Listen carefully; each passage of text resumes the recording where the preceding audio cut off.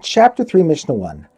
This chapter describes the Parah service and the preparations that were made beforehand.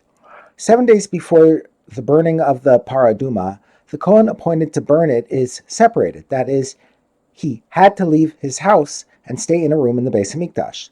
The first Mishnah of the chapter discusses the laws of this separation.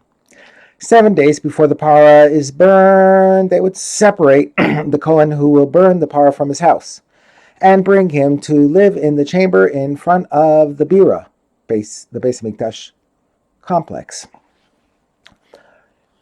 This chamber was in the northeast corner of the courtyard of the Beis Hamikdash. It was called Beis Even, literally house of stone.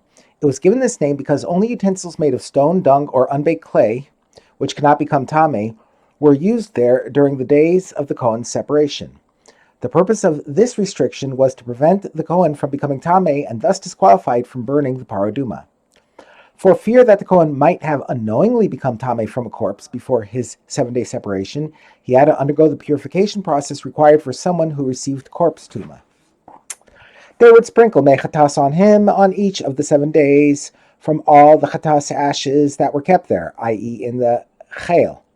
Every time a Parah was burned, some of its ashes were stored in the chel. On each of the 7 days of the Kohen's stay in the Beis Even, they would sprinkle him with mei chatas that had been made from a different one of the previous paros adumos. Rabbi Yossi holds that mei chatas was not sprinkled on the Kohen every day. Rabbi Yossi says they would sprinkle mei chatas on him only on the 3rd and 7th days of his 7-day separation. Although we are concerned that he might have become tameh from a corpse before his separation, these 2 sprinklings were enough to make him tahor. Like the Kohen who was separated for the 7 days before burning the Parah, the Kohen Gadol was separated for the 7 days before Yom Kippur. The next Tana contrasts these 2 periods of separations.